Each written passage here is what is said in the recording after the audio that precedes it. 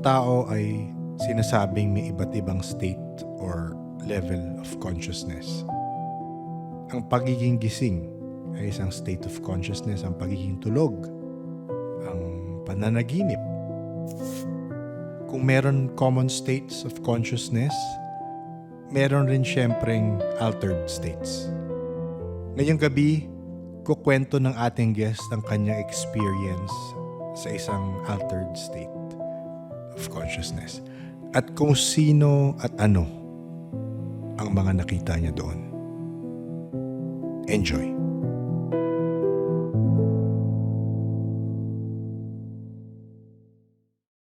Ngayong gabi, ang ating guest ay isang masasabi nating nag-dive sa mundo na hindi karamihan sa atin ang kaka-experience.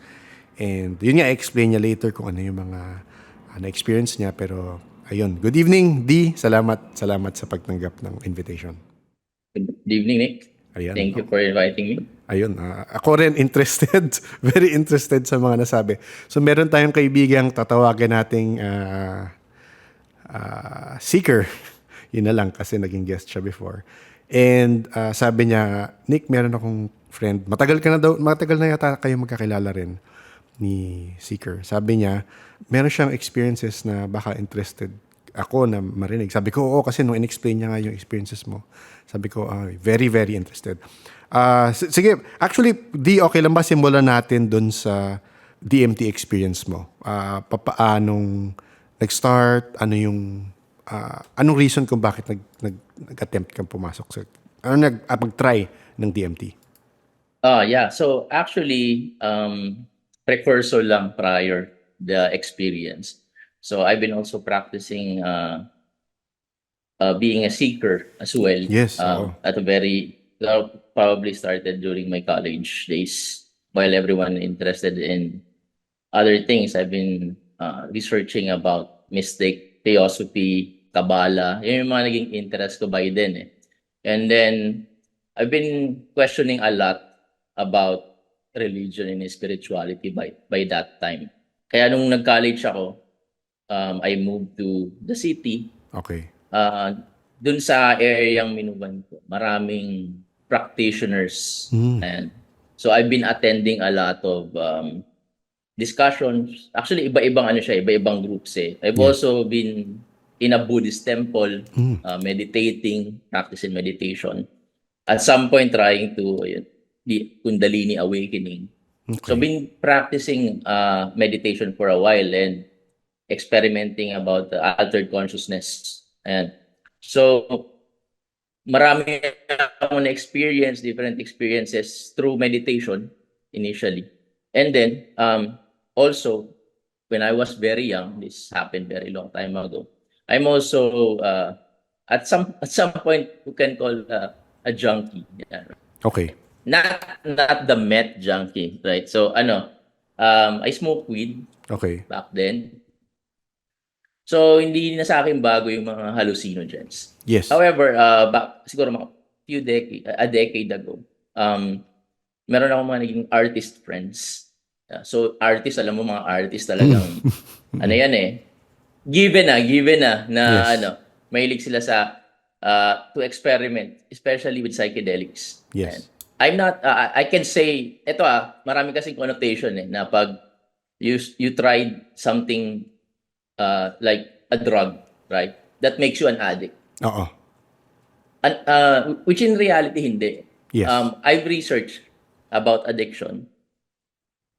Majority ng addict, Nick, hindi naman yung substance yung problem. I'm not justifying the addiction kasi the point is some countries in Europe, they legalize these drugs. Yes. Right? Amsterdam. In Spain, Netherlands. in Spain actually legal ang cocaine. So, So pero yes, legal ang cocaine sa Spain. But wala silang addiction problem. Based from the research I've read, addiction is actually ang cause niyan is yung environment. Right? Kung wala, kahit gambling, di ba? Gambling, kapag wala kang ibang outlet ng problems and emotions mo, you tend to get addicted to something. Yes. Right? So I've known a lot of people who are um, occasional, occasionally using psychedelics, but I haven't seen them addicted to psychedelics to the point that they break their own. Like, kailangan nila ng rehab, right? They Oo. do this for recreation Yes. because at the end of the day, they have a different outlet. They have work, they have businesses to attend to. So, mabibigla ka maraming mga businessman na they tend to do recreation using this form of psychedelics. Of course, most of them these days are going overseas because it's illegal, right? Yes. So, ayun, I have a fair share of psychedelics, especially the gateway weed, marijuana. You have a lot of strains to test and experiment with. And every strain, meron siyang ibang effect. Pwedeng downer siya, pwedeng upper, right? So at some point, aside from weed, I also do a lot of biohacking. So modafinil, mga ganyan, to improve my efficiency as a human being. So right now, I'm mostly naman ngayon, mga pang-improve ng cognitive enhancement kasi medyo na tayo, tumatanda na.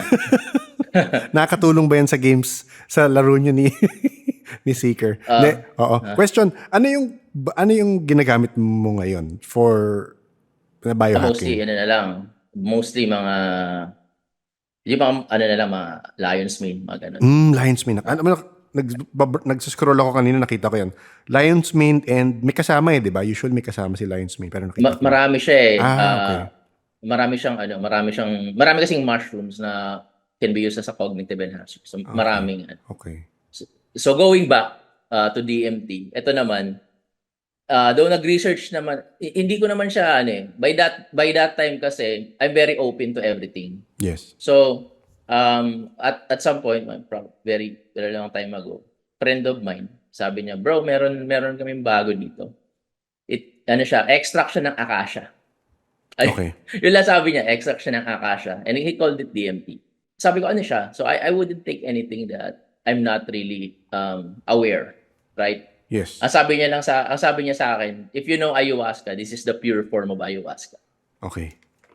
So ako naman, familiar ako sa ayahuasca. I've been one of my dreams is to go to the tribes that offer the ayahuasca ritual. Yes. And sabi ko, andito naman pala, meron naman palang available na mas madali. Kasi ang experiences ng mga tao sa ayahuasca, they vomit. Diba? And poop. Yun yung mga, they poop. So medyo extreme yung experience. Yes. Sabi ko naman sa kanya, baka naman mamaya ganun din to. Hindi, sabi niya pure na to. So wala lang impurities. It will get you directly to what ayahuasca does without the side effects. So ako naman, okay, parang nabentahan ako eh. I mean, though hindi naman siya he's not pusher. Yun agad ang connotation eh. Yun agad ang connotation niya. Hindi siya pusher. He's like siya yung parang shaman nyo sa grupo. Ayan, so sabi niya, don't worry, i-guide ka namin, may magbabantay. Ayan. So ako naman, hindi muna. Sabi ko, no muna. Maghanap ako ng kabatch para masaya. So it's not like yung mga session, a fun session. Yes. It's more of like a spiritual experience. Kasi kami, by batch kami. We've done it, siguro kami, 3 or 4. Okay. And then may mga, alam mo yun, mga cushion, mga higaan na prepare for us. And then there are at least 2 people who are, we're gonna watch out for us. We're going into the experience. Yes. So yun. So may bantay, kumbaga may bantay per person or as a group, may bantay yung group. As a group, may bantay yung group. And so, konti lang kami, siguro mga 3 or 4 lang. And then ayun, so we started it. Binigay niya sa akin yung DMT. It actually looked like an acacia bark. Yes. So, color brown. Pero some yung iba lumalabas na iba yung kulay eh. Pero yung sa Philippines, actually he mentioned that it was created by chemists here in the Philippines. Tapos, ang kulit pa nun kasi gusto niya, after ng experience, ilista namin. Kumbaga may feedback agad. Yes. Oo. Di ko alam kung siguro it was given to him by the chemist to test. To test, yes. Right? Tapos tinest niya sa amin. Oo. So, marami kasi siyang siguro, yun nga, mga nasa 10 yung meron Bark. siya. So, Oo, oo. binigay niya sa amin. So, during the, medyo kinakabahan ako actually. Pero I'm really, open. Tapos at that time, meron rin akong hinahanap eh. Kasi, for some reason, I'm not sure kung ano yung, siguro may certain experience ako by then, certain event na medyo, ako, I'm on a down spiral. Pero hindi naman ako ako kasi yung tipo ng tao na hindi ako nade-depress. Yes.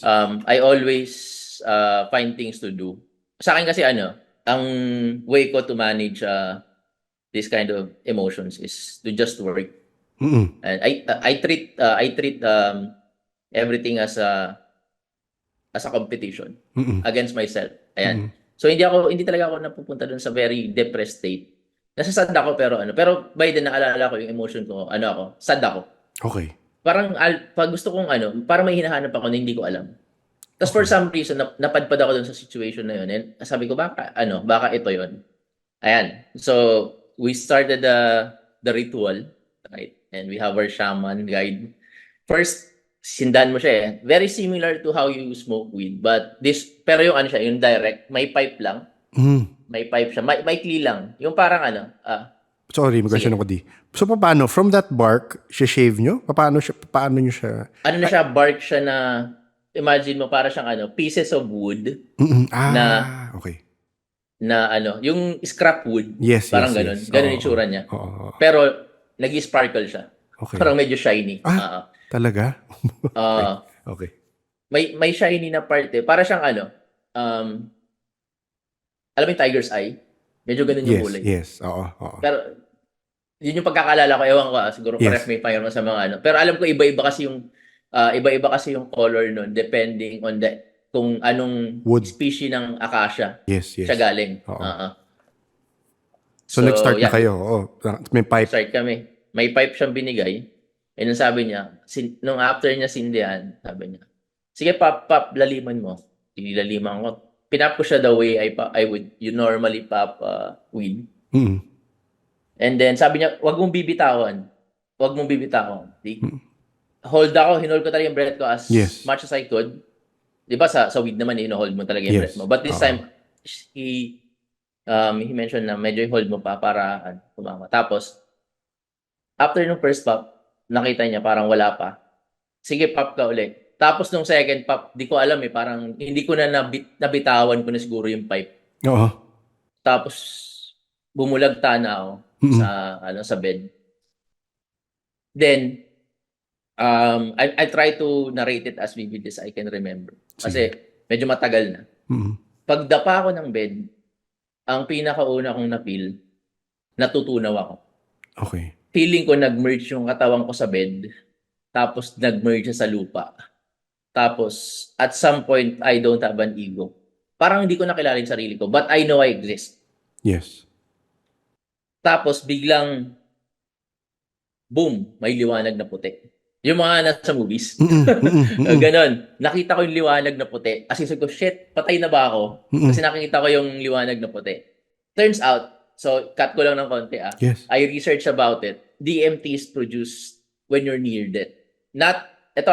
Experiment siya, research siya on rats. Pero since very unethical kasi gawin siya sa tao, hindi pa siya nagagawa. O na-actually, pero I'm very sure na nagawa na siya, hindi lang pinublish yung research. Kasi nag-research ako, Malaman. sa rats daw and other animals, pag near death sila, nagpo-produce na ng enormous amount of DMT. Meron tayo sa katawan natin di ba? It's more of yun nga, kailangan siyang i-release ng katawan. Tama, di ba? Yes. May triggers. Yes, oo, meron tayo. Majority, actually parang lahat ng living materials, Okay. meron siya. Okay, okay. Trees, animals. Pero during death, based on sa research on rats, during death, ang body natin nagpo-produce ng enormous amount of DMT. So that's why I think yung mga puting liwanag, yun eh. Mm-mm. So nakita ko yung puting liwanag. Tapos, after ng puting liwanag, akala ko yun na yun eh. Di ba yun yung laging Yes, nasa mga yes. movies and sa mga pag nakita mo yung puting liwanag, yun na yun. Oo. Oo. Pero sabi naman nung friend ko, depending on your spiritual consciousness level, you can reach higher levels after Yes. nung white light. Mm-mm. Pero hindi niya yun sinabi sa akin after eh. Kasi after yun, in-interview niya kami. So, going back, I saw the white light. Akala ko yun na. Sabi ko, okay, baka patay na ako. And Oo. wala na rin akong ego eh. Parang feeling ko, eto na siya. Yes. After ng white light, parang nawala siya, nabuta siya. Tapos nakita ko si uh, are you familiar with Saint Germain, Yes. the alchemist? Yeah, Mm-mm. siya yung nakita ko. For some reason, Oo. and going back, I remember that's the first book related to mysticism that I've read during my high school days. Okay. Nakita ko si Saint Germain, sinundo niya ako, bro. Mm-mm. Ginaid niya ako hanggang na-reach ko yung susunod na level wherein feeling ko pare, ako yung universe. Yes. Tapos, I'm just an observer. Oo. And then, during that process, observer ako, tinatry ko i-remember eh. Pero ito yung mga pinaka naalala ko, nakita ko yung Earth, nasira siya. Okay. Nasira yung Earth. Parang nasira siya, parang nag-reverse, alam mo yun, nag-reverse yung, Yes. Oo. yung time. Yung creation. Nasira Oo. siya. Oo. Yes. Tapos nabuo siya uli. Tapos nasisira siya ulit, ng paulit-ulit. Yes. Nabubuo, nasisira na. Tapos yung parang, nung nakita ko rin siya ng microscopic level, yung civilization, nasisira, nabubuo, nasisira, Yes, nabubuo, yes. nabubuo. So parang na-realize ko, sabi ko, shit, ano ba yung meaning niya? Parang, na-realize ko, parang, so yun. It's not, di ba, parang, etong lifetime natin, it doesn't really matter. Mm. Mm-mm. Kasi, yung creation and destruction, it's a cycle. Yes. Diba? And we as a human beings, we're just a tiny speck lang tayo eh. Oo. In the timeline. Oo. So parang technically we can say that we didn't really, I'm not sure ito yung pananaw ko eh. Yung existence natin, wala naman talagang validation if that's really the case. Tapos after nung pinakita sa akin yun, minove naman niya ako sa next level. Okay. Ah, Nag-uusap sa'yo, kayo? Sorry, tanong ko lang. hindi siya nagsasalita. Okay. Parang di ko alam, parang telepathy. Yes. Or ganun. After na nawala na si Saint Germain, Mm-mm. ako na lang mag-isa. Tapos, nag-merge, parang feeling ko ako na yung universe talaga eh, by then eh. Nung kasama ko pa si Saint Germain, parang may konti pang identity as me. Pero nung after nung realization na yon, I realized ako yung universe. Yes. Weird, right? Which some people naman sa ibang nabasa ko kasing mystic books. Hindi ko na maalala yung mga exact na some assume that, di ba? Alam mo yung God is the universe. Mm-mm. Di ba? Spinozan God. If I'm not mistaken yan. Tapos, ako, na-realize ko, by then, sabi ko, You are the universe. ako yung universe. Yes. Tawang-tawa nga ako dun kasi nung sinare ko yun sa, sa partner ko, sabi niya, nasisira ka ng bait. nung after nung experience na yun. Kasi sabi ko, shit, sabi, parang, I'm not sure, blasphemy or whatever, what I realized is, feeling ko ako si God, pare. Mm-mm. Mm-mm. Feeling ko talaga ako si God. Pero, as a Catholic, kasi Katoliko ako eh. Parang, nagaano yung yung experience ko. Tapos Yes. yung Nagka-clash, paniniwala diba? ko. Nagka-clash, oo. Nagka-clash siya. Mm-mm. Sabi ko, bakit ganun? Bakit ganun yung experience ko? And then, if you will, kaya that time, dami kong questions sa religion, nagbo-Buddhism ako, whatever. Mm-mm. But in reality, if you go back to the Bible, we are created in the image of God. Mm-mm. Diba? Mm-mm. Sabi nga ni Christ if you follow me, diba? Makakasama mo si God. Which kung si God yung universe, yung experience na yun. Kasi nung nandun ako, bro, feeling ko nasa nirvana ako eh. Mas very content ako. Parang wala na akong hahanapin pa. Mm-mm. Ganun yung feeling eh. Yung explanation ni Buddha about Yes. nirvana. Mm-mm. A place where there's no suffering. Wala kang emosyon. Hindi ko alam kung masaya ka o parang na-feel ko lang contentment and tranquility. Yes. Yun. Parang parang pinapanood ko lang lahat. Yun yung feeling. Mm-mm. Tapos ito makulit. Yung parang satisfied na ako. Sabi ko, okay na ako. Parang okay na. Bigla akong hinugot, bro. Mm-hmm. Para akong hinila pabalik. Tapos nagising ako. Sa katawan mo, oo. Tapos galit na galit ako, bro, ba't ako bumalik? Oo. Galit na galit ako. Sabi ko, bakit nandito na naman ako? Bakit nakikita na naman kita? Oo. Sabi ko, ba't mo ako ginising? Sabi ko dun sa Oo. kasama ko.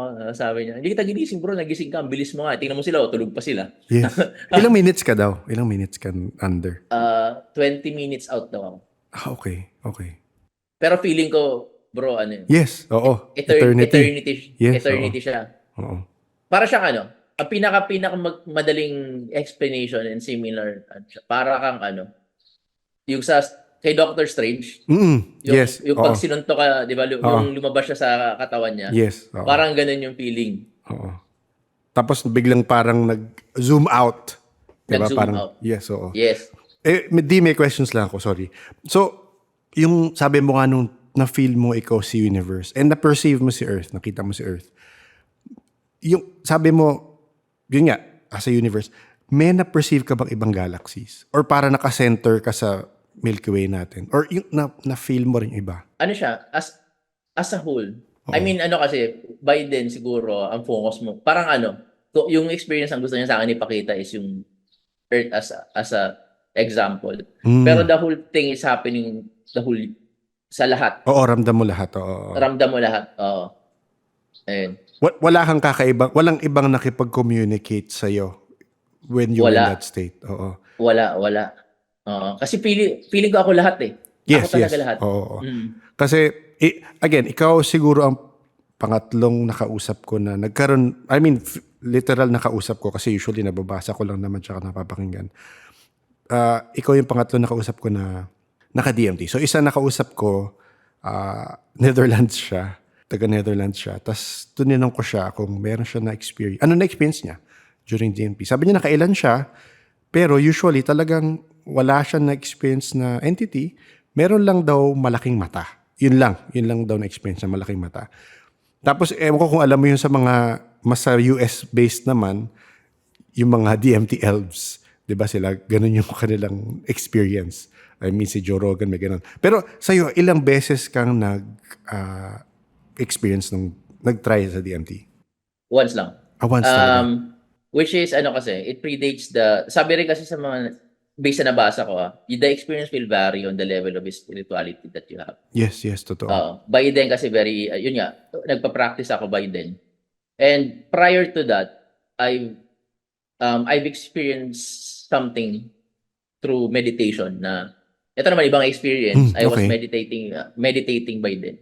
I'm not sure if it's Kundalini awakening, pero parang binuho sa akin ng universe lahat ng gusto niyang ibigay pero hindi ko kaya. Ganun yung feeling. Parang Yes. ito gusto mo malaman tapos bigla niyang binuho sa ulo ko. Tapos parang hindi ko talaga kaya, feeling ko mamamatay ako. And then during the DMT experience, parang feeling ko it's the same message that the universe is giving me. Yes. Pero in this way, it was given to me on the perspective of the universe. Oo. Kasi pag tao ka, mahirap mo talagang i-absorb Correct. lahat na ano. Para siyang sa mga listeners natin, if maalala nyo yung Full Metal Alchemist, may scene doon na binigay kay Edward Elric yung lahat ng knowledge, di ba? Kay Edward ba o kay Alphonse? I'm not sure. Tapos parang hindi kinakaya nung niya, i-grasp yung concept. So yun yung feeling by then. Pero nung nag-DMT ako, parang it made it easier. To comprehend. To comprehend. Oo. Kasi you're seeing it on a different perspective. Paano ito, may nakausap, actually si Seeker ganun rin na nangyayari. Meron siya ganun experience pero iba yung process of getting there. Pero tinanong ko rin sa kanya to, tatanong ko rin sa iyo. Nung nakabalik ka, I mean pagbalik mo sa katawan mo, paano nag-change yung perception mo sa buhay mo ngayon? I mean, kasi 'di ba? Oo, sige, go lang. Sobrang laki. Okay. Nung change. Kasi by then, bata pa ako dun eh. Andun ako sa I'm part of the people, yung mga hustle culture ng mga tao. So, sobrang gigil ko talaga pare, maging successful. And my definition of success is material things. Yes. I mean, you still need it, but yung time na yun, iba talaga yung grind ko eh. As in, nagpapaumaga ako, Tapos, I've experienced several death in the family that time. Tapos, naging question ko kasi yung validity ng grind and ano ko by, kumbaga, if you're working for people that you love, tapos mawawala din sila, ano yung, di ba, ano yung What's the purpose? purpose? Yes. What's the purpose? And then, after that, I realized that, we're just threading lang naman talaga in this time. Kumbaga, itong experience natin is just a vacation. Mm. Di ba? Mm. Everyone will die. Mm. Mahirap sa simula kasi, especially if someone passed away that's very close to you. Mahirap siya tanggapin. Yes. But you'll realize sooner or later, di ba? You'll join them. Lahat naman. Oo. Totoo Lahat naman tayo mamamatay. Mm. Kumbaga, una-unahan lang. And ipapapansin mo yung oras, it's just passing by. Ang bilis lang talaga. Totoo. So ngayon, ini-enjoy ko na lang talaga yung life. I mean, you still need to earn money. Yes. But yung buhay mo hindi dapat mag-center dun sa grind. Kasi at the end of the day, yung sinasabi ng matatanda, di ba madadala yan sa hukay. Mm. Okay. Sa ano yung let me know if very personal, pero ako kasi, mamaya ako ihirit yun, pero ano yung sinesenter ng life mo ngayon? Meaning, paano mo tinitreat ang buhay ngayon? I mean, Actually, medyo paano na tayo, patanda na tayo. Oo. Iba na yung view mo sa life eh. I treat work as work. Yes. At the end of the day, work is work. Di ba? And then, yun sa experiences mo daily, you have to enjoy every day. Mm. Yung family mo, if you have kids, di ba? You enjoy mo i-enjoy mo yung moments with them. Kasi mabilis din nang tumanda yung mga bata, di ba? Yes. Oo. Mabibigla ka. Ang laki na nitong anak ko, hindi mo napapansin lumalaki yung anak mo kasi work ka ng work. Mm.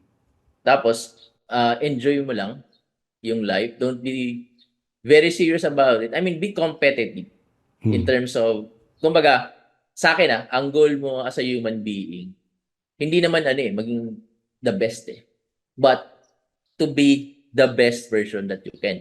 Mm. Kasi, hindi naman lahat ng tao pinanganak na matalino Lahat tayo, may mga tao may handicap Di ba? Pero you have to fulfill the maximum possible version of yourself in this lifetime.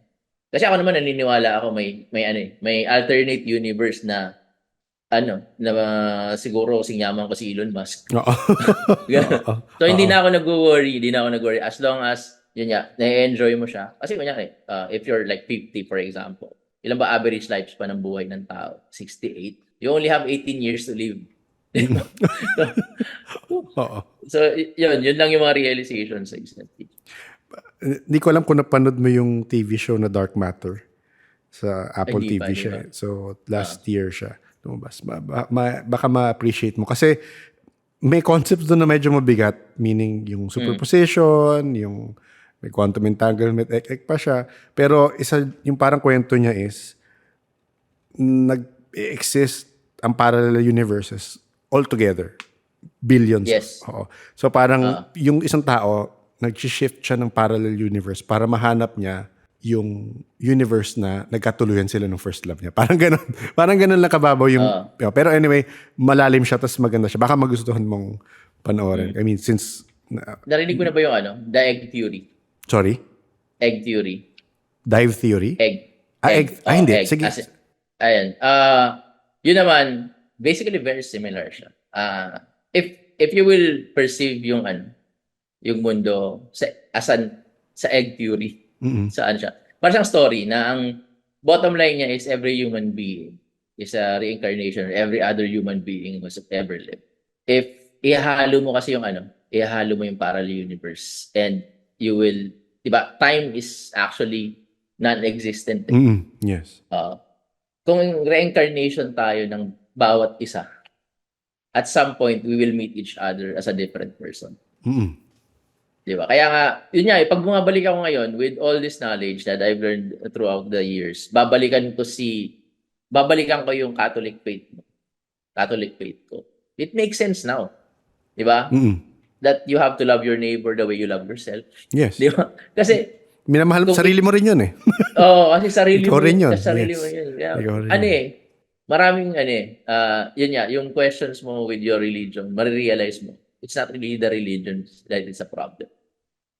May problem, ikaw as a person, you have to mature spiritually and learn things about deeper than what your pastors or your priest teaches you. Yes. Yun yung na ano ka sa experience ko. I'm not saying that it's the correct way of thinking it kasi marami rin naman sa atin na iba yung way para iba yung way nila in terms of learning about these things. For you, ganun siya. Oo. Mm. So, ngayon, have you stayed with your religious belief? Oo, Katoliko na. Oo, oo. Oo. Kumbaga mas na-appreciate ko yung Catholicism. Kasi eto Nick. Oh, Ang pag-ano ko na ngayon, ang view ko ngayon sa religion is more of like a guild okay. sa games. Oo, 'Di ba? oo, May oo. guild ka eh. Oo. Pwede ka mag-join sa guild. It doesn't mean na pangit doon sa kabilang guild eh. Ito lang yung napili mo. Yes. 'Di ba? Kumbaga may sariling practices, may sariling beliefs, pero hindi naman necessary sinasabi mo na mali sila. Di ba? Parang gano'n. The one thing that the reason why I stayed with the Roman Catholic Church, aside from may mga pari kami sa pamilya, the more that I learn from kasi marami ako nakakasalamuhang mga pari. Mm. And I realize they're just humans. Diba? They have their own beliefs. Iba-iba rin yan. Pag nasa loob ng simbahan, iba-iba rin yung ano. Additionally, baka napapahirapan yung sarili mo. Katoliko na kasi yung pinakamaluwang eh. If you're on a different religion, you can even profess or, di ba, say these things na Yes. pinag-uusapan natin ngayon without being punished. Right? May mga religion na sobrang hihigpit talaga. Ano ba pinagsasabi mo, di ba? Ano ka? Kunyari, some religion, pagkain, bawal. Di ba? Sa atin lahat pwede. I mean, I'm not sure if you're Catholic. Sa Catholic, pwede lahat. Except Holy Week. Hindi rin eh. Alam ko hindi sinusunod. Pero may iba, di ba? Pero merong ganun. Pero yes, gets ko naman. So, ayun, if hindi mo nga masunod. Sa akin ito, ko lang opinion ko. Ayoko mag-trigger ng iba. Kung hindi mo kayang masunod yung nasa Katoliko, wag ka na munang lilipat. Kasi mas mahirap sa ibang religion. Kasi I've known people na lumipat sa ibang sect or ibang religion, mas mahirap. Some people, they move to a different religion and it just, after 1 month, sinukuan din nila 2 or 3 months. I'm not saying everyone is like that, pero yun nga, baka ma-culture shock sila. Oo. Ma-culture shock nga. Question ko lang. So after nun, ano yung, kumbaga, nagtuloy ka ba sa seeking mo? Meaning? Ngayon, more on casual meditation, walking meditation, mga ganun. Tapos, after kasi nun, yun nga, Duterte era na yan. So, nawala rin talaga yung mga illegal. Yes. May mga nakulong talaga. Oo. Just for selling weed Yes. Weed lang weed, for example. So, maraming nakulong. Hindi siya joke. I think 2 or 3 of the people I know. To think na legal siya sa ibang states, di ba? Which is crazy, right? Kasi diba? a lot of people voted for Duterte kasi sabi niya he will legalize it. That's one of his campaign Hindi natuloy. Oo. Si Robin daw magtutuloy. So, question ko rin lang. Nakakausap ko kasi si Seeker rin, yung kilala ka natin. Yung kasi codename niya, si Seeker. Ano yung mga, sabi niya, direct may iba pa siyang weird stuff na mga interest, sabi niya. So, ito question ko sa'yo kasi ilalaglag kita in a way na naglalaro ka ng Magic the Gathering, di ba? So ako, one of the reasons na naglalaro ko, kasi marami siyang concepts na nakikita ko sa mga nakakausap ko within the world of spirituality. Ikaw ba, meron ka bang, baka personal question. Anong colors mo sa Magic? Simic ako. So ano yun? Sorry, hindi rin ako gano'n ka-familiar. Sa mga merged, yung mga terms na merged na color. Green, blue. Okay. Color weed, bro. Okay. Oo. Bakit? Kasi sa mga kakilala ko kasi naglalaro, nag-gauge ko yung kumbagang, may parang personality test rin talaga ang ano eh. Di ba? Yes, Kung anong color ah, preference mo. Oh. hindi ko sure eh. Oo. Siguro yung colors kasi, yung green, um, Growth. ano siya, sa Magic kasi, pag naka-green ka, marami kang resources, marami kang Yes. creatures, kumbaga ikaw lahat, marami ka. Mm-mm. Feeling ko, Oh. resonating with what we discussed. Yes. So marami ka lagi, hindi ka Oo. nag-iisa. Oo. Ayan. So I think yung green. Ito another thing na na-realize ko, sa Magic the Gathering sa community, a lot of people are in the extreme sides. Mm-hmm. On different industries Yes. may mga makakalaro ang mga professionals diyan, Yes.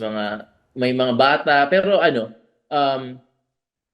makikita mo they have may mga extreme sila. Sila yung mga nasa hindi ko nila lahat pero may mga certain personality traits sila na nasa extreme level. Pero iba-iba. Mm-mm. Mm-mm. Yun yung kasi pag pumunta ka sa isang local gaming cafe, makikita mo sila, parang hindi mo sila makukulong sa isang box eh. Correct. Totoo naman. Makukulong sa isang box. Pero pag nakalaro mo sila, marirealize mo, bakit sila naglalaro? Kasi may certain silang personality na hindi nila ma-express. Yes. Kasi sa Magic kasi compared mo sa ibang trading games si Magic kasi marami na siyang cards eh. And you can really express yourself through your decks. Yes, totoo. Yan, nakapunta na tayo sa Magic eh. Pero Okay lang, okay lang. yung marami kang pwedeng gawin na pwede pala to. Tsaka parang may pagka-role-playing siya in a way. Ako kasi sa mga, ibang may past guest ako, mga nakalaro na naman ako. Black ako eh. Black, red, black. Yan lang. Kasi gusto ko yung mga nakakatakot na na deck. Tsaka yung mga vampira, tsaka mga Rakdos. Oo, Rakdos, yes, oo. So, parang napansin ko rin na, yun nga, sa iba, stick ako sa red, black. Minsan may blue, pero red, black. Red, black, blue usually, or red, blue. Yun, yung tatlong yun. So, napansin ko sa iba, willing sila mag-change. Parang yan, nag-green, blue. Minsan, mamaya konti, may black, blue sila. So ako parang role-playing siya in a way na, gusto ko sa game na to, medyo ganito ugali ko. Naka-counterspell ako. So iba naman, parang okay. Iba naman yung balak. So in a way, feeling ko yun nga, tama ka na, nalalabas nila expression nila yung di nila malabas siguro usually in normal life, di ba? Yung pabastos sa sa mga board wipe. Yan, si Seeker. Mahilig mag-board wipe yan. Visit na yan. Oo. Yan yung yan yung white player na maitim ang budhi. Oo. Ayan, Seeker, narinig mo yan. Kasi may mga kilala kami na kalaro yan. Totoo yan. Maitim ang budhi ng buwisit na yan. Hirap kalaro pag marami siyang board wipe. Anyway, sorry. So, di makarelate yung iba. So, yun yung game na Magic the Gathering, na trading card game siya na pareho kami naglalaro ni D. Pero, di pa kami nagkalaro niyan, pero may common friends kami. Ibabalik ko lang, na-mention sa akin ni Seeker na nasa programming ka, computer programming, tama ba? Mm-hmm. Yes, oo. So, after no experience mo sa, yun nga, you were the universe, nakita mo yun. So, do you believe yung ibang theories na our reality is a simulation? In a way, and ito kasi if you will base it dun sa experiences na meron ako, I can say possible simulation. Why? Because sa totoo lang, ang reality kasi by definition philosophy siya. Anything that appeals to the senses. Di ba? All your 5 senses working. Yes. All the senses working, pang amoy, di ba? Touch, smell, sight. Pero kapag nananaginip ka, it feels like a reality. Yes. Di ba? Minsan, hindi mo ma-distinguish na nananaginip ka eh. Tapos pagising mo, minsan, dala mo pa yung bad trip mo dun sa panaginip mo. Yes, emotion, oo. Di ba? So, possibly, sa akin kasi may mga nabasa rin kasi akong nabasa or napakinggan ng mga writings and na our brains are actually receivers, like an FM station. Okay. I mean, radio. Oo. Radio siya. Na, if nilipat mo siya ng frequency, di ba, masasagap mo yung ibang channel. Totoo. Di ba? So, possible na simulation siya. for example, right now, we're on the same plane. Yung reality natin, is something that we agreed on. Mm-mm. 'Di ba? Kasi may mga tao din na nasa same nating physical universe or physical, nandiyan sila, but they don't connect. Kumbaga feeling nila hindi ito yung tama. Mm-mm. Kasi may possibility na. For example, ngayon, we're moving towards technology, science, etc. Some people are practicing magic and mystic. If nag-focus ba tayo dun sa magic and mystics, ibang mundo ba yung makikita natin? Yes. Oo. Di ba? So, possible, it's a possible simulation. And our brains are the receiving end of those simulations. Kasi, pag tulog ka, iba rin yung, iba rin yung, tapos ngayon sa virtual reality, di ba? If you have experience playing virtual reality games, konti na lang, bro. Yes. Konti na Oo. lang eh. Oo. We're almost there eh. Ano, imagine mo, I mean, ako itong itong development sa AI na yung videos, pag nakita mo yung Will Smith na AI video 5 years ago compared to this year, as in weeks ago, nung VO3, grabe na improvement. So, you can imagine in a matter of a few years, kung ang hirap mo nang ma-distinguish kung totoo yung pinapanood mo o hindi. So, ako mas ganun. Oo. Tsaka, ito yung, hindi ko alam kung nabasa mo to or na-research mo to. So, yung meron kasing concept sa quantum physics na kumbaga, ida-dump down ko yung pagkaintindi ko. Pero pag pinapansin mo ng isang object, nagkaka-reaction yung object. Isa yun sa mga nasasabi nila eh. So, similar siya sa mga games, sa 3D games na yung generate ni game na view mo is yung nakikita mo lang o yung pinapansin mo. Hindi niya nire-render yung nasa likod ng character mo na hindi mo nakikita. Parang ganon. So parang nagme-make sense na sa akin na parang yung reality natin medyo ganon na pag pinansin mo kasi yung split something hindi ko na nasusulat yung mga ganito eh. Pero merong isang sa quantum physics na parang pag hindi pinansin yung wave, yung photons na binabato sa isang wall, random lang lumalabas. Random na yung placement ng photons. Pero pag pinansin siya, through a slit something experiment, pag pinansin mo siya, para siyang pumapass through dun sa slit. Pag pinansin mo lang. Pero kung hindi, random yung movement niya. So parang point lang nila doon is pag pinapansin mo, and ina-expect mo ganito mangyari. Depende sa attention ng tao. Observer, yes.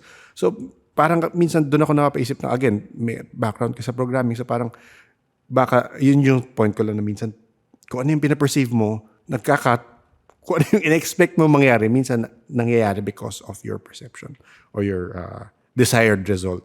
So, yun, parang Technically, if you will relate, the idea of manifesting. Yes, oo. It's like programming reality. Oo, yes, totoo. Yeah.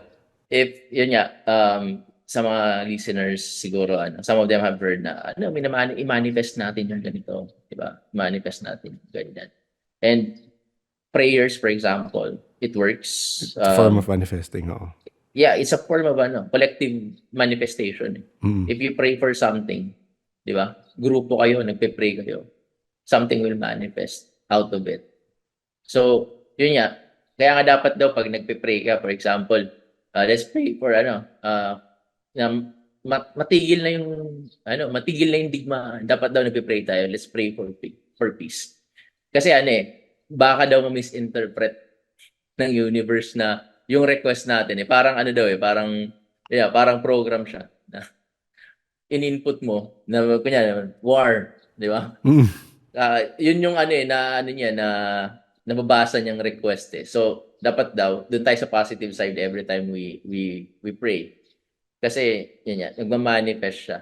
In a way, ganun yung kung ano talaga yung nakikita natin. Same sa reality ng life. If you will just pinpoint everything that's depressing and sad about life. Yes. You will be sad, di ba? You will live a sad life, yes. Oo. Kasi may mga tao din na puro lang yung kalungkutan tapos yung mali yung tinitingnan eh. Yes. Dami kong kilalang ganyan eh. Parang sabi ko, bro, I mean, I'm not invalidating your emotion being sad eh. Pero, if you will look at the different side, di ba? Minsan, nasa sayo na rin eh. Kung ano yung kung paano mo siya titingnan. Kung paano mo siya, oo, kung paano mo titignan. Parang hinahack mo yung perception mo rin. Kaya, yun yung tatanong ko, yung kanina sa mga tanong ko nga doon, kung paano change perception mo. Kasi, after the experience, kasi parang right now, ako hindi ko sinasabing, wow, ang galing ko, ito yung ganito na ako mag-isip. Pero, nire-relate ko to dahil sa mga nakausap ko, kagaya mo, tsaka sa experience mo, na pag nasa kali ako, may nakakainis sa sa traffic, may nakakainis na pedestrian, may nakakainis na kotse. Automatic maiinis ka, pero parang marirealize mo, oh, baka may pinagdadaanan siya. Baka may reason kung bakit ganun yung kilos niya. Ili-let go ko na lang. Kasi, again, parang change ko na yung perception ko. Ba't pa ako magagalit? Ba't ko pa i-intake yung anger na yun?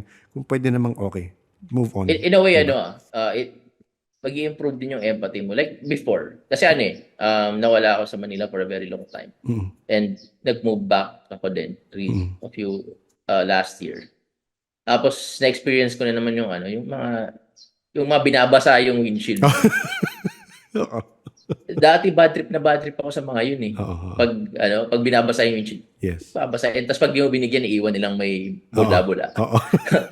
Ngayon parang bibigyan ko na lang. Ayan. Kasi na-realize mo, iba na rin yung siguro in a way parang nag-mature rin ako as a person. Na ito, parang hindi ko na siya pag-aaksaya ng oras. Yes.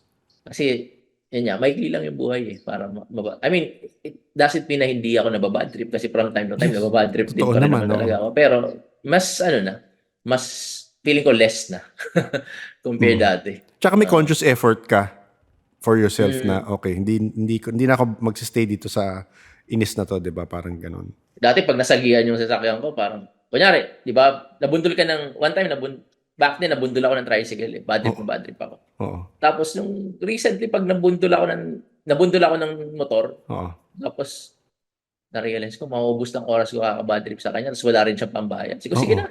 Oo nga. 'Di ba? Oo nga. Mag-aaway lang kayo. Sige na. Tapos iba na rin yung nag-iiba rin talaga yung perception sa life. Oo nga. Magandang i-end dyan yung ating usapan na kasi sorry, na question ko lang. So, kumbaga dun sa pag-seeking mo, sabi mo nag-Buddhist ka rin, nag-try for Kundalini Awakening. So, I think right now parang merged rin yung iba't ibang natutunan mo from different I guess practices, tama ba ko? Medyo merged din. Which is funny. Ito alam mo ba na bawat, di ba, Catholic Church, bawat sekta, hindi sekta, what I say, denomination, grupo ng mga pare, ano nga tawag doon? May mga Jesuits. Okay, yes. Oo. Dominicans. Yes. Magkaiba rin paniniwala ng mga yan. Totoo. Which is funny. For example, I've heard sa Jesuit pinakamaraming secret. Pero, ayan, sige. Ateneo de Davao, may kilala tayo dyan. Sige. Narinig ko lang, hindi ko sure. Sabi nila, sa Ateneo de Davao, may mosque daw sa loob. Ay, hindi ko narinig. Kasi ang Jesuit, very open sila. Okay. Medyo New Ager yung mga Jesuit. Yes. Alam ko si Pope Francis medyo New Ager siya, kaya medyo controversial yung mga views niya when he was still alive. So, iba-iba rin na paniniwala nila, hindi niya nagkakaisa, more on kung sino lang yung majority na nag-a-adapt sila sa times. Mas open-minded sa pagkaganitong topic ang Jesuit sa pagkaalam ko. Kasi sa marami akong nababasang ganun na yung Jesuit na ganito, yung Jesuit so parang so open sila na hindi sarado yung isip nila. Hindi ko alam sa iba.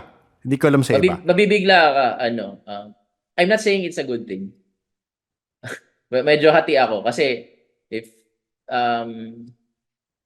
bawat iba kasi yung niyan kunyari yung tinuturo nila Dominican, iba rin sa tinuturo ni Jesuit. Iba rin kasi yung iba yung mga leader nila. Yes. Iba yung root kung paano sila nag-exist. Like for example, ang Dominicans kay St. Thomas Aquinas, diba? Si Jesuit kay St. Ignatius of Loyola, which is iba rin yung iba yung upbringing ng dalawang yun. So iba yung kumbaga based sa paniniwala nitong dalawang founders nitong mga Order, oo. order na to, doon sila nagbe-base kung alin yung pwede o hindi. Correct, oo. Ay, Yun yung kagaya nung sa sinabi mo nga kanina na yung Earth nasisira, nabubuo, yung civilization na nasisira, nabubuo. Hindi ko alam kung nanonood ka ng Rick and Morty. oo. Na, oo. May isa doon na bumiyahe sila sa isang world, tapos may naiwan silang relic. Tapos every time bumalik sila doon, thousands of years have passed doon sa world na yun. Every time magkamali silang makapasok doon. Iba kasi yung time doon, supposedly. Tapos naging religious object na yung naiwan nila. Tapos naging religious relics, naging religious figures na rin yung sila. Kasi minsan lang sila makita nung world na yon. So minsan parang iisip Oo, ko, naalala ko yun. yung mga bagay na binibigyan natin na masyadong, again, nothing against the religions, yung mga ibang bagay na pinagbibigyan natin ng sobrang importance, pag binalikan mo yung root nila, kung saan sila nagsimula, minsan hindi naman kailangan maging ganun yung reaction ng tao. I mean, ako lang yun. Ako lang yun. Pero natatawa lang ako sa ganung aspect. Pero maganda yung Rick and Morty actually. Ano siya? Very deep siya para sa isang cartoons. Totoo, 'di ba? Hindi mo maiisip na malalalim yung pinag-uusapan nila. Kalokohan lang maramihan, pero anyway. If you look at it at a superficial level, parang kalokohan siya. Pero kunyari tayo nanonood, iba rin yung ano natin iba rin yung interpretation natin ng mga episodes eh. Correct. Oo nga. Last two questions. Nakwento kasi si Seeker ang source ko doon sa mga napapag-usapan nyo. Sabi niya, tanong mo siya direct, baka meron siyang masasabi tungkol sa aking favorite subject ko kasi to. Yung mga ET tsaka Anunnaki.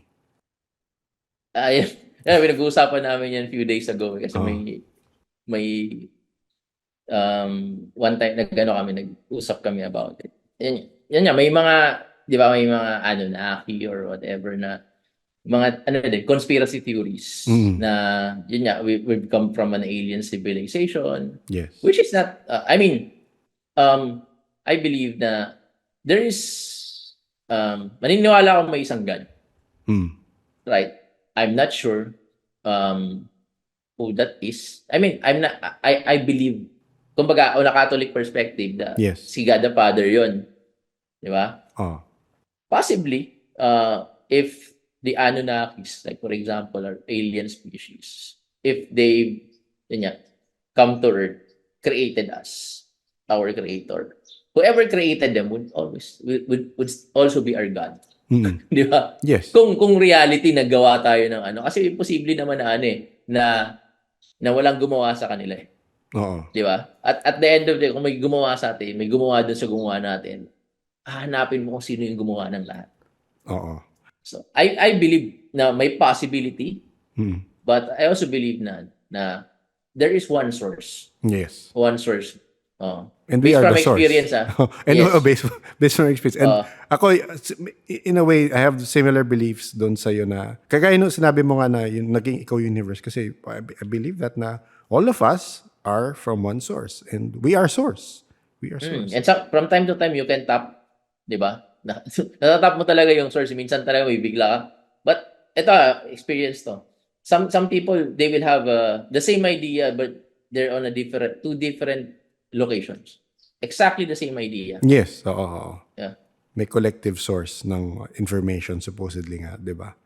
Yung, anyway, bibiling ko sa'yo, baka gusto mo basahin yung libro ni Paul Wallace, isa siyang ex-deacon ng, hindi ko alam kung anong church, pero ex-deacon siya. Ano spelling nung niya? Paul Wallace. Wait, lagay ko sa chat. Ewan ko muna mabasa mo yung chat. Paul Wallace. Meron siyang channel na The Fifth Kind sa YouTube. Tsaka si Mauro Biglino. So, again, kasi meron kopya niyan si Seeker kung gusto mong hingin. Kasi mga galing sila sa hindi Catholic faith. Let's say, galing silang Christian faith. Yung isa, si Mauro Biglino, official translator siya ng Vatican for a time. Tapos, nung nakita niya yung inconsistencies sa mga original text ng Bible, na parang ganun nga, meron nag-create sa atin. And magandang point ni Paul Wallace naman, same sa sinabi mo, what if yung mga God, sila Yahweh, na nakasulat sa Bible is hindi yung actual God natin. Pero meron talaga tayong God. Meron tayong source. Parang gano'n. Pero ito yung Yahweh na nakasulat sa earlier text ng Bible. What if hindi yan si God? What if nag-act lang yan na parang Diyos sila? Kasi mas technologically advanced sila. Parang gano'n. So yan, baka gusto mong basahin yan. Mas leaning towards ako saan? Spinozan concept ng God. Ano yun? Yun nga, the one infinite self-cost na God. Na may isa lang talagang God. Kasi dalawa yung concept, di ba, ng gods. Okay. Si Spinozan tapos yung Abraham na Yes, Abrahamic. Oo. na si Spinoza, yun nga, parang yung universe may nag-create all-encompassing existence. Yun yung God. Possibly you can say the universe is God, di ba? Oo. Pero yun nga, at the same time, naniniwala rin ako dun sa possible na may personality si God. Kasi tawag dyan, ako ito yung realizations ko lang. I'm not saying this is right. The collective emotions ng universe, that's the reflection of how God is. If you would, di ko lang, check sa Bible kasi, parang may character development si God dun from the Old Testament to the New Testament. Parang bumait siya. Okay. Oo. parang bumait siya, no? Oo. In a way, para sabi ko, baka may personality trait talaga siya. Di ba? Pero I believe that the one true God is whatever I saw. The infinite, di ba? Infinite single cost na God na nandun lang siya, nag-iis lang siya, nag-observe. Wala siyang ego. Oo nga. Ako, medyo same ako sa ganung concept na, observer. Pero naniniwala ako sa lahat na sinabi ni Jesus Christ. Oo naman. Ako in a way rin. Kasi yun naman yung basic hindi yung sinulat na for him kasi merong ibang gospels na interpretation na nung sinabi niya. So ako mas dun sa original na sinabi niya. Supposedly kasi wala tayong proof for that. Oo. Yes. Yung sinabi kasi ni Jesus Christ para siyang dumbed down version nung, di ba, nung learning sa mystic na kailangan mo lang mahalin sa mga ibang tao, maging empathic ka. Kasi diba? Nag-aral siya sa mystical schools rin. Oo. Sa Prometheus, di ba, kinidnap siya ng mga creators? Oo. Isa yun. Sabi nga. Tama ba Prometheus na movie? Oo, sa Prometheus. Yes, oo. Ayun. Thank you, D. Salamat sa oras. Salamat din sa pag-share. Thank you very much, Nick. Thank you. Thank you very much and thank you for having me. Ay, salamat rin. Maraming salamat ulit sa pag-share nung experience mo. Actually, na-realize ko lang habang ini-edit ko ito. Again, ngayong Christmas season, parang mas may dating yung nasabi ni D. We are living an experience na maraming material na bagay ay ganun lang. Sila'y bagay. Mapapaisip ka talaga sa mga kwentong ganito kung ano nga ba yung pinagkakaabalahan natin sa buhay. Yes, kailangan natin mag-survive. Kailangan natin makaprovide sa ating pamilya at kung ano man yung inako mong role, di ba? Pero pwede naman mabuhay ng sapat lang. Hindi naman kailangan ng mga SUV na may magandang payong o magpupunta ka sa Paris Fashion Week yearly, di ba? So, yes, I'm sure i-react ng iba. Kanya-kanyang buhay, di ba? Nandito tayo sa mundo para enjoy at experience ang life. Pero sa akin lang naman to.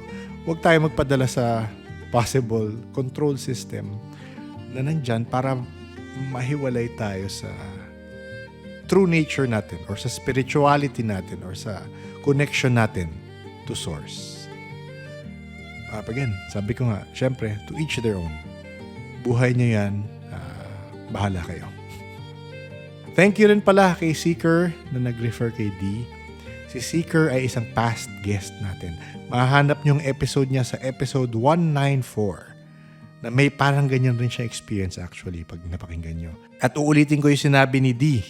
Di ba? Naalala niyo ba? Si Seeker ay isang white player na maitim ang budhi. I think kailangan ko rin lang sabihin na hindi ko ini-endorse na mag-illegal substance kayo pagkatapos nyo mapakinggan ng episode. Sinishare lang natin yung naging experience ni D at kung gaano nag-iba ang kanyang perspective, kung ano yung realizations niya matapos ng experience na ito. Baka may makuha akong message or email dyan galing sa isang listener at ihingi ng pera pang bail dahil nakulong siya. At nalulong siya sa droga. Don't me, ha? Don't me. Kung meron kang experience na similar sa nangyari kay D at gusto mo yan i-share, pwede mo email yan sa paranormalsph@gmail.com. Kung gusto mo naman ituloy ang kwentuhan sa Discord, pwede rin naman yan. Share ka ng mga ganito mo experience, click mo lang ang invite link na nasa show notes. In case this is your first episode of the Paranormal Podcast, hello and welcome. Ang Paranormal Podcast ay koleksyon ng mostly first-hand experiences ng mga tao sa mundo ng paranormal. May mga kwentong multo, elementals, mythological creatures, aliens, at iba pa. Mahanap ang podcast sa YouTube, Spotify, Facebook, Apple Podcast, Twitter X, and Tinginiknoknok. Subscribe ka na rin sa YouTube para yan ang Christmas gift mo sa akin. Pero para rin updated ka pag may bago tayong release ng episode sa podcast. Uunahan ko na. Medyo hindi ako sigurado pero mukhang ganun na nga. Baka mag-skip tayo ng episode next week. Medyo naging busy lang sa work. Pero try ko pa rin. Pero no promises, okay? So may backlog naman kayo and I'm sure nasa mga bakasyon kayo. Hindi kayo makikinig sa podcast. So quits na lang. Hindi kayo makikinig, hindi ako magpo-publish ng episode. Naaliw lang ako actually ito sa sinabi ni D tungkol kay Saint Germain. So sa mga hindi alam dyan, research nyo si Saint Germain. Madaming YouTube videos tungkol sa mythology of Saint Germain. Isa siyang, let's say, immortal. Marami. At lumabas rin siya sa Castlevania na animation series sa Netflix. Astig rin yung pagka-depict sa kanya sa story doon. I mean, maganda yung pagkatali. Personally, nagustuhan ko yun. So, yun. Nung nakwento yun about Saint Germain, sabi ko, wow, astig yun Anyway, up until the end of this year, meron tayong deep dive episodes. Well, dapat nga magka-deep dive ako kay Saint Germain. So, anyway, baka next week na ang last natin for deep dive kasi yung mga naipon ko, hopefully makagawa akong bago. May nag-suggest kasi sa isang comment sa deep dive sa Spotify, sabi, mas maganda kung meron akong input dun sa episode. Siyempre, kasi mga topics na mahilig ko yan. So, sabi ko, oo nga, no? Para maganda after an episode or during an episode, sisingit ako just to give my thoughts, di ba? So, let's see kung ano yung bagay na lumabas dun. So, baka next year, second half of next year, baka labas ko yung mga episode ng Deep Dive with my thoughts. Gaya ng nasabi ko, medyo busy sa life, so skip muna tayo sa comments. Pero di ganun ka-busy na isi-skip natin ang thank you and shout out sa ating paranormal Patreons and coffee supporters. Maraming salamat sa ating Patreons and coffee supporters. Thank you April, Arian, Biker Mama, The Count of Monte Cristo, J3, Laura, Liam, Mark, Kent, Erica, Jan, Janelle, Chris, Francine, Fallen, Joe, John, Jervy, Leah J, Jella, Amy, Eleanor, Gracie, Catscat, Jellybeans, Ready, Set, and Des Anonymous. Ayan. Des Anonymous. Kakaiba to si Des. Ang Patreon ay isang paraan para mag-support sa podcast. So maraming salamat sa lahat na nag-support throughout the years. May ibang paraan para mag-support sa podcast. Pwede ka mag-refer nitong podcast sa kilala mong mahilig sa paranormal. Pwede mo rin ito i-refer sa tita mong nagsabi sa yung tumataba ka. For sure, may isa sa inyo. Kahit may isa sa inyong makakarinig niya na itong Christmas season. So, padala niyo itong podcast. Para pag narinig to ni tita, isipin niya, naku, may alam sa kulam si pamangkin. Baka kulamin ako. O di, hindi na siya magsasabi ng ganyan, di ba? Merry Christmas! The Paranormal Podcast is engineered and produced by F90 Productions. Maraming salamat sa inyong lahat. Please stay safe this holiday season.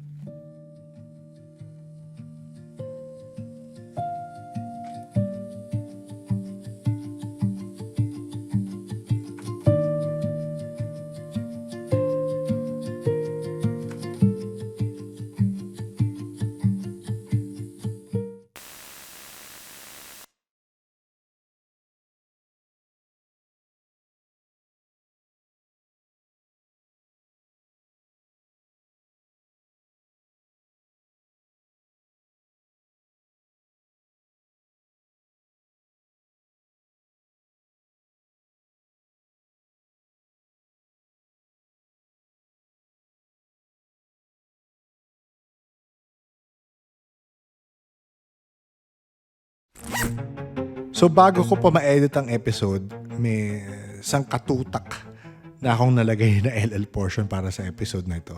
Tungkol sa DMT, tungkol sa psychedelics, tungkol sa kung ano-ano.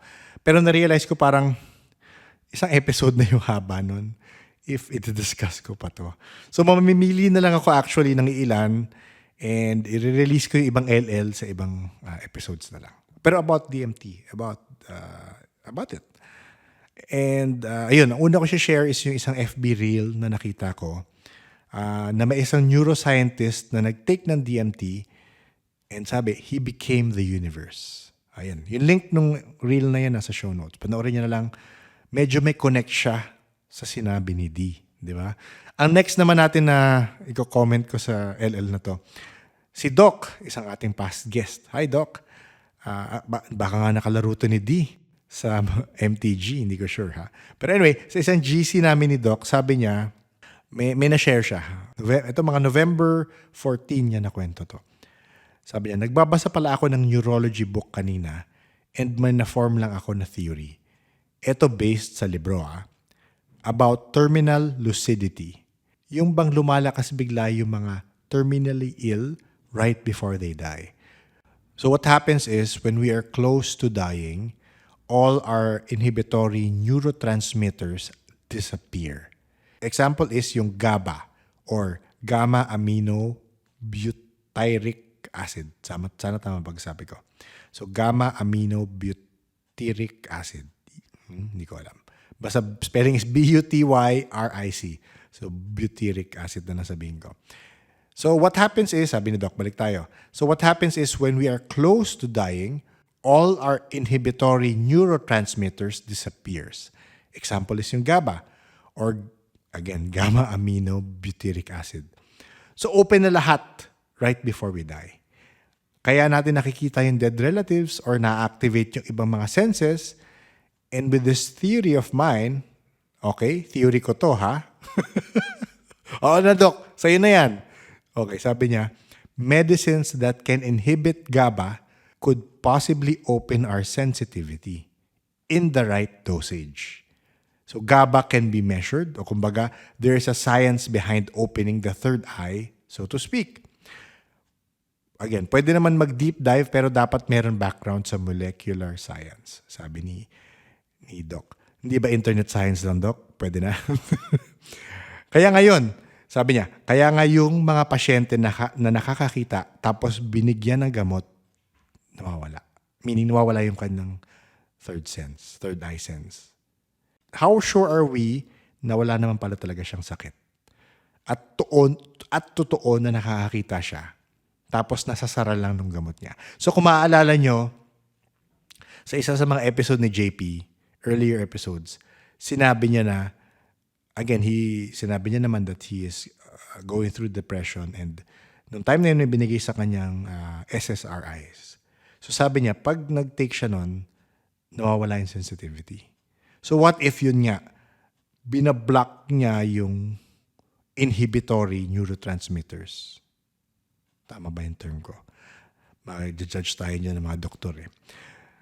So ayun, sabi sa inyo, malalim pa ito eh. So if merong neuroscience doctor na willing dyan makipag-usap na recorded, para meron tayong science na kasi doktor na yung mga kausapin natin na willing pag-usapan to and yun kumbaga it's just talking about it. Hindi naman tayo nagsasabi na ito na yung tamang paraan para mabuksan ang ating third eye. Pero, di ba, maganda mag-usapan. Magandang, especially kung merong neuroscience background. So, kung meron dyan, open and willing pag-usapan ito, wow, ganda siguro nun. Game si Doc. Sabi ni Doc, game siya. So, bago tayo mag-end, choice nyo, ipapakinggan nyo o hindi, yung next part. So, ilalagay ko dito yung deep dive video and deep dive Tagalog version nung summary nung book ni Andrew Gallimore. Title is Death by Astonishment. So, si Andrew Gallimore ay isang British neurobiologist, chemist, pharmacologist na nag-aaral about psychedelic drugs. Particularly, syempre, DMT at kung ano yung actual effects nito.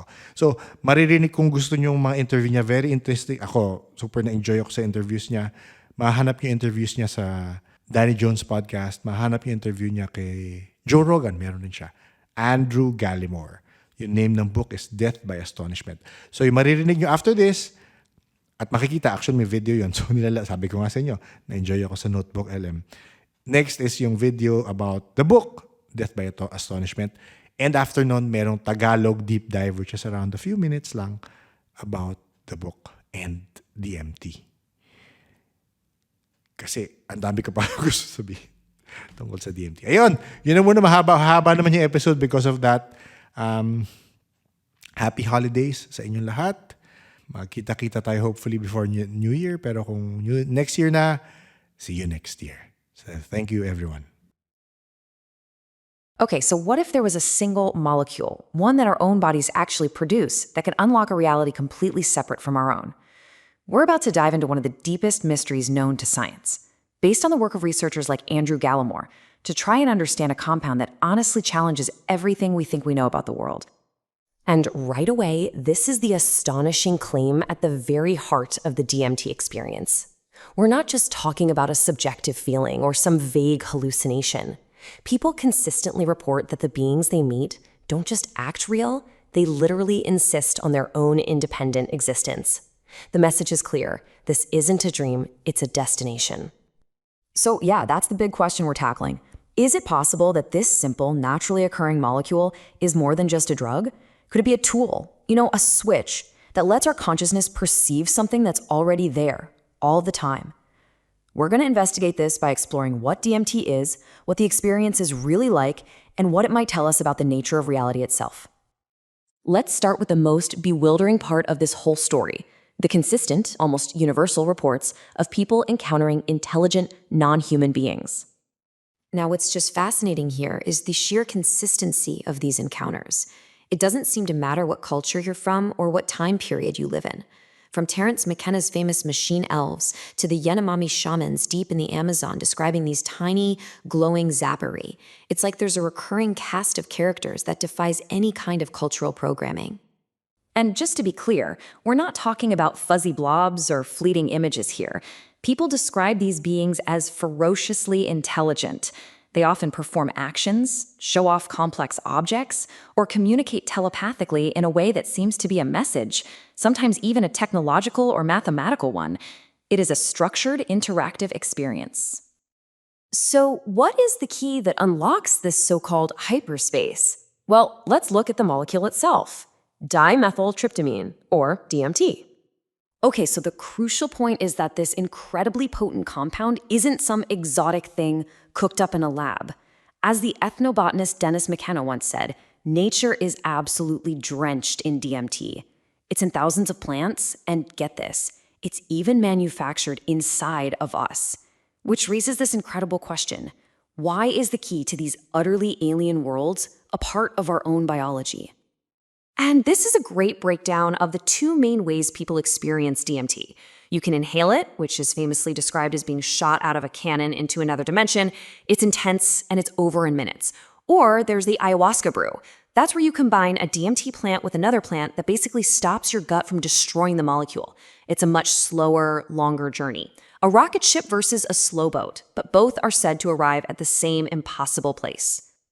So let's talk about the experience itself, because it builds into something that really just defies easy description. It's an experience so overwhelming, it actually has a name. This first quote, it's from a volunteer in Dr. Rick Strassman's groundbreaking research back in the 90s. And it just captures the raw shock, the sheer speed and the profound alien nature of the breakthrough. It often leaves people completely shaken, questioning the very foundation of their reality. And listen to this theme because it's a recurring one, stretching all the way back to the very first scientific studies in the 1950s. The experience doesn't feel like a hallucination. If anything, it feels more real than normal life, hyper-realistic. This feeling that you've broken through to how things actually are is a common and frankly a deeply unsettling part of the whole thing. And this feeling is what led the late ethnobotanist Terence McKenna to coin that famous phrase, death by astonishment. It's the sense of being so utterly overwhelmed by an impossible reality that your entire understanding of what is real is just shattered to its core. So, this all leads us to the central investigation, the absolute core of the mystery. Is the brain just making all of this up, or is something else going on? All right, so the conventional view, the easiest explanation, is to just treat these encounters like a waking dream. You know, a trick of the mind.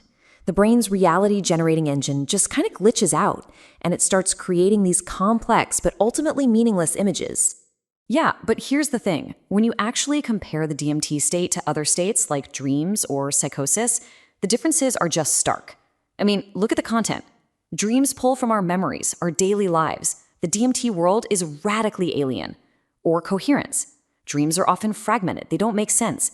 The DMT world is described as internally consistent, structured. But the most stunning difference? It's the characters. Get this. In a study of DMT users, they were asked about the beings they met. 72% of the encounters were described as non-human, non-animal beings. 72%! And this is one of the deepest puzzles of all. Think about it. Our brains are social organs. We're obsessed with modeling other people. We dream about people we know. Psychotic hallucinations often involve people. So why, when given DMT, does the brain almost universally build a complex social reality and then leave humans completely out of it? It's a profound anomaly. And this forces us to confront a possibility that for many people is it's simply unthinkable. But it's a possibility that the evidence keeps pushing us toward. The idea here isn't that DMT creates these worlds, but that it might temporarily change the frequency that our brain is tuned to. This fits with an old idea that our brain acts as a filter, a kind of reducing valve, to keep us focused on this one channel that's necessary for survival. DMT might just disable that filter for a few minutes. And this television metaphor is just a brilliant way to think about it, right? Normal consciousness is channel 1, you're watching your show. Taking DMT is like turning the dial on an old TV.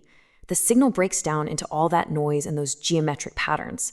But then, instead of just static, the dial clicks into place on channel 2, a completely different broadcast that is just as clear and meaningful as the first one was. It helps frame the unthinkable, that other realities might be all around us, and we just lack the biological equipment to see them. So what's the takeaway from all this? Well, if we take these experiences at face value, the message seems to be one of potential. This quote from a volunteer in Strassman's study says it all. The beings apparently told her that this was just the beginning, that there was more to learn if we could just figure out how to make longer, more stable contact. Ultimately, the DMT enigma leaves us with a question that challenges the very core of what we consider to be real. It suggests that the universe, or maybe the multiverse, might be far stranger and more populated than we have ever imagined. And that perhaps the most profound discoveries aren't way out there in space, but right here, just waiting for us to find the right channel. Sabi sa librong pag-uusapan natin ngayon, ang DMT ay para lang sa isang bagay, at iyon ay ang harapin ang hindi mo sukat akalain. Quote yan mula kay Andrew Gallimore sa libro niyang Death by Astonishment. At yan mismo ang susubukan nating gawin. Kumusta ka? Welcome sa ating paghimay-himay ng mga ideya.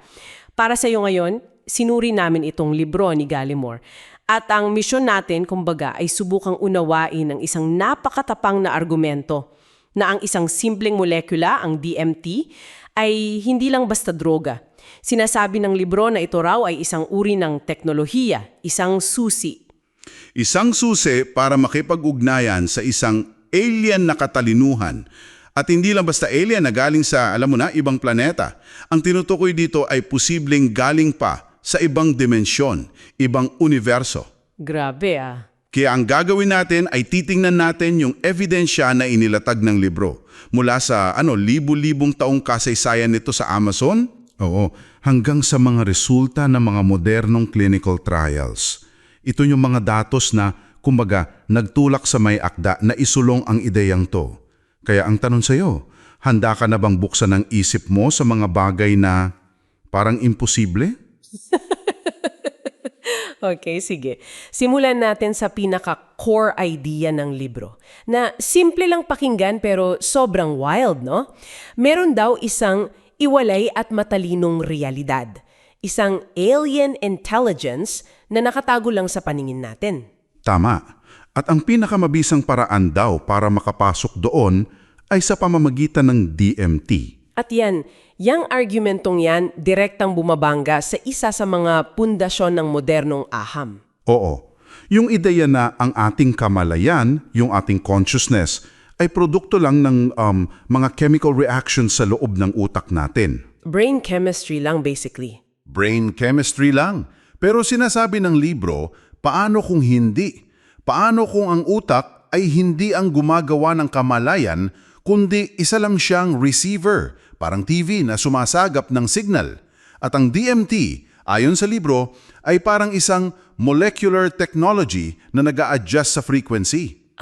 Para makasagap ng ibang channel. Exactly. Isang channel kung saan nandoon yung mga tinatawag niyang discarnate intelligence. Mga nilalang na walang pisikal na katawan. Oo. At kapag sinabing ibang channel, hindi ito biro. Hindi ito basta makulay na patterns lang.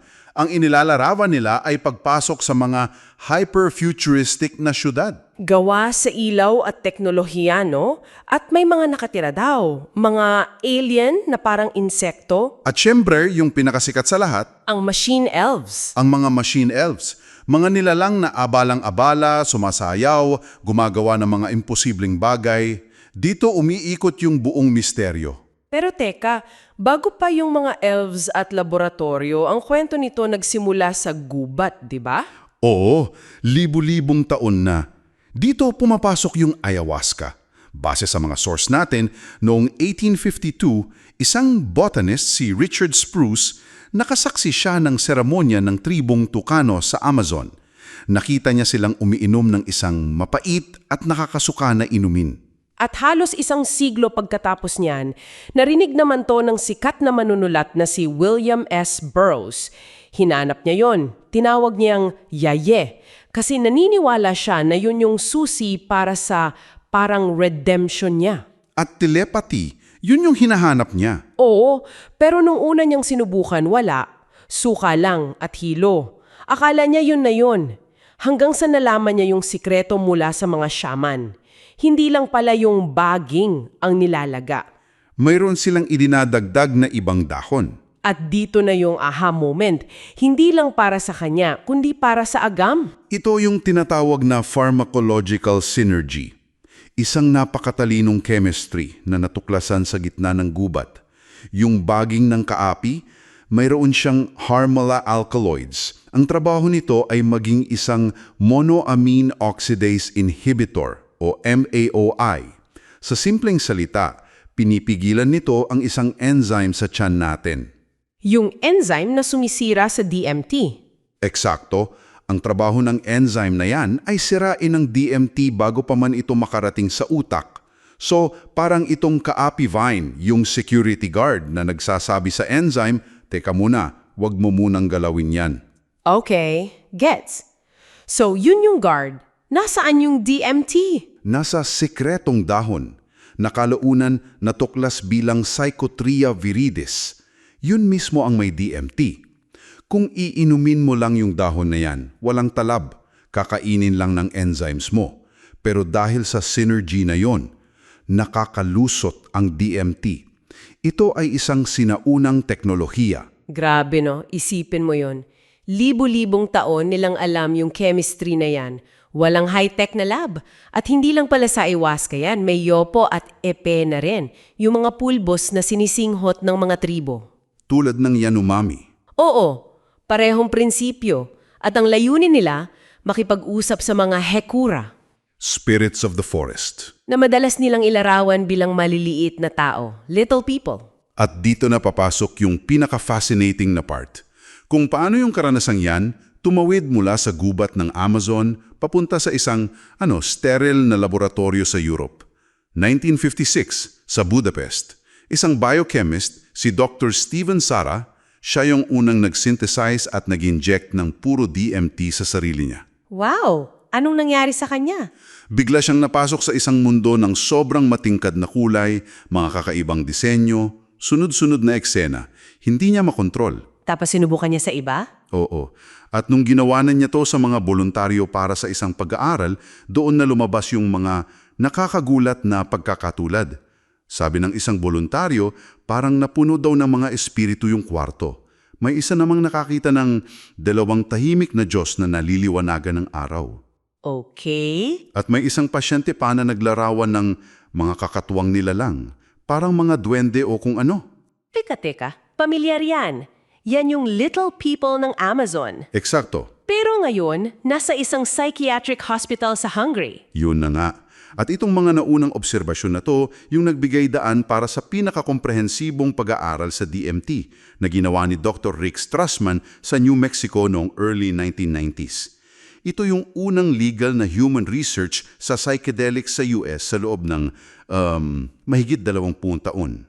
Okay, sandali. Dito na nagiging parang sci-fi movie yung mga kwento, no? Kasi isang bagay yung mga kwentong tribo. Pero kapag mga volunteers na sa isang controlled scientific study ang nagsasabing nakakakita sila ng mga ibang usapan na yan, ano ba yung mga nakita nila? Ayon sa libro, sobrang specific ng mga reports. May isang volunteer, si Carl, na inilarawan yung enkwentro niya sa mga prankish ornery elves. Mga gwendeng palabiro at masungit? Oo, at may hawak pa raw silang mga placard or signs. May isa pa, si Spirus. Bigla na lang siyang napunta sa isang high-tech na alien laboratory kung saan inoobserbahan daw siya ng mga nilalang gamit ang mga advanced na instrumento.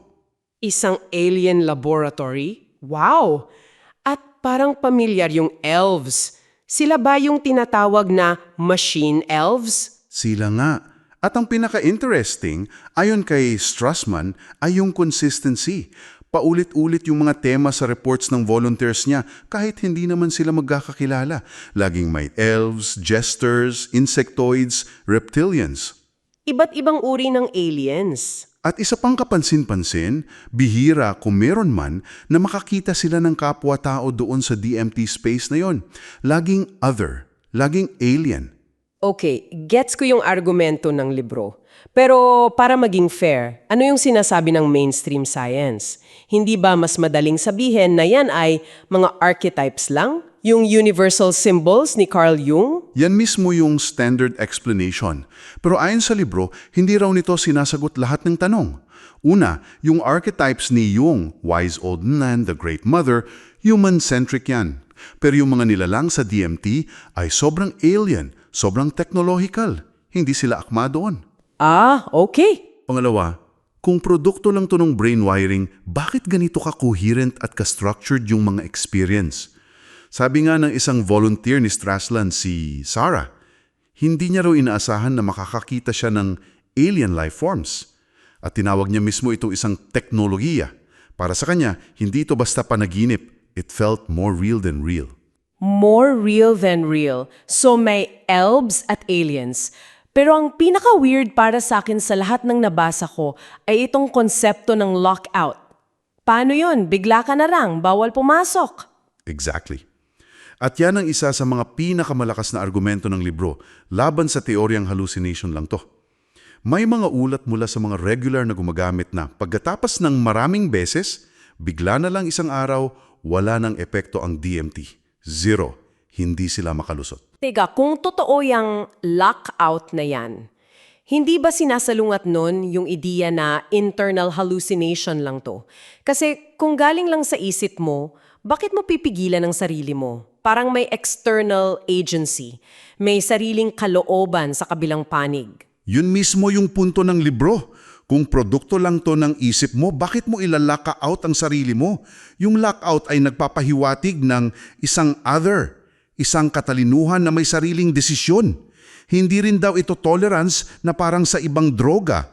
Pinatunayan na sa pag-aaral ni Strassman na walang chemical tolerance na nabubuo sa DMT. So, hindi dahilan na sana yung katawan? Hindi. At ang mas nakakagulat pa, may mga user na nag-uulat na bago mangyari yung lockout, parang may nakita silang nilalang na umiiling at kumakaway ng daliri na parang sinasabing, hindi ngayon, sarado kami. Nakakatakot yan na nakakamangha. Okay, so dahil sa lahat ng ito, yung consistency, yung more real than real, at itong lockout, dito nabuo yung konklusyon ng libro na ang DMT ay hindi lang droga, isa siyang teknolohiya ng komunikasyon. Oo, pero isang teknolohiya na may limitasyon kasi yung pinakamalaking problema sa smoked o injected DMT ay ang bilis ng epekto, napakaikli. Mga 5 hanggang 15 minuto lang. Parang binuksan mo yung pinto, sumilip ka, tapos biglang sinara sa mukha mo. Kulang sa oras. Kulang sa oras para magkaroon ng malalim na interaksyon. Dito na pumapasok yung susunod na hakbang, yung konsepto ng extended state DMT. Ito yung parang pag-level up ng teknolohiya. Ano tong extended state? Intravenous infusion. Bale, para kang may swero o IV drip. Pero, imbes na gamot, DMT yung dahan-dahan at patuloy na pumapasok sa'yo. Ang goal ay panatilihing stable yung level ng DMT sa utak para manatili ka sa loob ng mas matagal. So hindi na minuto, kundi posibleng ilang oras. Posibleng ilang oras. Hindi na lang pagsilip sa pinto. Pwede ka nang pumasok at mag-explore. At may nakasubok na nito. Sa mga pinakaunang pag-aaral nito na ginawa rin mismo ni Gallimore kasama si Strassman, may isang volunteer na nanatili sa loob ng 30 minuto. Ang sabi niya, dahil sa mas mahabang oras, nalampasan niya yung karaniwang magulo at mabilis na waiting room kung nasaan yung mga gatekeeper elves. Nakarating daw siya sa isang mas mataas at mas kalmadong dimensyon. Wow! At dito na ikinonekta ng libro itong mga scientific studies sa isang kakaibang trip report mula sa isang user, no? Anong kwento doon? Oo, may isang user na nag-report na sa DMT experience niya, nakita siya ng isang napaka-advanced na sibilisasyon. At sa sibilisasyong yun, ang mga tao raw ay gumagamit ng mga parang pods o kapsul. Pod? Para saan? Pumapasok sila doon para ilagay ang sarili nila sa isang DMT state sa loob ng ilang buwan. Ilang buwan? Ba't naman? Ayon sa ulat, para daw magkaroon sila ng incredibly interesting and fascinating dreams na para sa kanila, mahalagang bahagi yon ng buhay at ebolusyon nila. At dito na nag-speculate ang libro. Paano kung yung nakita ng user na yon ay hindi lang guni-guni?